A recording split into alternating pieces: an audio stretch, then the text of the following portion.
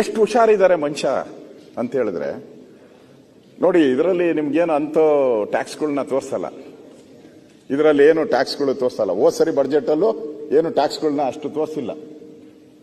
ಯಾಕಂದ್ರೆ ಮಾರನೇ ದಿನ ಪೇಪರ್ ಎಲ್ಲ ಬರಬೇಕು, ಪ್ರಜಾವಾಣಿ, ವಿಜಯವಾಣಿ, ವಿಜಯ ಕರ್ನಾಟಕ, ಉದಯವಾಣಿ ಎಲ್ಲ, ಕನ್ನಡಪ್ರಭ ಏನೇನಿದೆ ಬರಬೇಕು, ಚಾನೆಲ್ಗಳಲ್ಲಿ ಬರಬೇಕು. ಒಳ್ಳೆ ಬಡ್ಜೆಟ್, ಭರಪೂರ ಭರವಸೆಗಳು, ಭರಪೂರ ಇದು ಏನೋ ಹಣ ಎಲ್ಲ ಜಿಲ್ಲೆಗಳಿಗೂ ಅನ್ನೋದನ್ನು ತೋರಿಸ್ಬೇಕು. ಪ್ಲಾನ್ ಮಾಡಿದ್ದಾರೆ. ಪ್ಲಾನ್ ಮಾಡಿ ಬಡ್ಜೆಟ್ ಅಲ್ಲಿ ಏನ್ ಟ್ಯಾಕ್ಸ್ ಅಷ್ಟು ತೋರ್ಸೇ ಇಲ್ಲ, ಏನು ಟ್ಯಾಕ್ಸ್ ತೋರ್ಸೇ ಇಲ್ಲ. ಹೋದ್ ಸರಿ ಹಂಗೆ ನಮಗೆ ಗೂಬೆ ಕೂತರಿಸಿದ್ರು ಜನಗಳ ಮೇಲೆ. ಹೋದ್ ಸರಿ ಕೂತರಿಸಿ ಎಲ್ಲಾ ಬೆಲೆಗಳನ್ನ ಏರಿಕೆ ಮಾಡ್ಬಿಟ್ಟು ಸುಮಾರು 40,000 ಕೋಟಿಗೂ ಹೆಚ್ಚು ಮಾಡಿರ್ಬೇಕನ್ನೋ ಟ್ಯಾಕ್ಸ್ ಗೊತ್ತಿಲ್ಲ. ಪೆಟ್ರೋಲು, ಡೀಸೆಲ್, ಹಾಲು, ಆಲ್ಕೋಹಾಲು, ಸ್ಟ್ಯಾಂಪ್ ಡ್ಯೂಟಿ. ನಾವಿದ್ದಾಗೆಲ್ಲ ಸ್ಟ್ಯಾಂಪ್ ಡ್ಯೂಟಿ ಕಡಿಮೆ ಮಾಡಿದ್ರಿ ನಾವು. ಯಾರು ಬಡವರು ಫ್ಲಾಟ್ ತಗೊಂಡ್ರೆ 40 ಲಕ್ಷದೊಳಗಡೆ ಫ್ಲಾಟ್ ತಗೊಂಡ್ರೆ ಅವ್ರಿಗೆ ಸ್ಟ್ಯಾಂಪ್ ಡ್ಯೂಟಿ ಕಡಿಮೆ ಮಾಡಿದ್ದೆ ನಾನು. ಗೈಡೆನ್ಸ್ ವ್ಯಾಲ್ಯೂ ಕಡಿಮೆ ಮಾಡಿದೆ ನಾನು.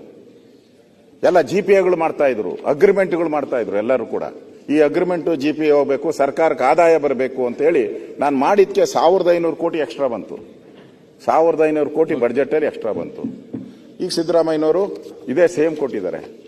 ಇನ್ನ ಈ ವರ್ಷ ಇದೆಯಲ್ಲ 2025 ಮಾರಿ ಹಬ್ಬ, ಜನಗಳಿಗೆ ಕಾದಿದೆ ಮಾರಿ ಹಬ್ಬ ಎಲ್ಲರಿಗೂ.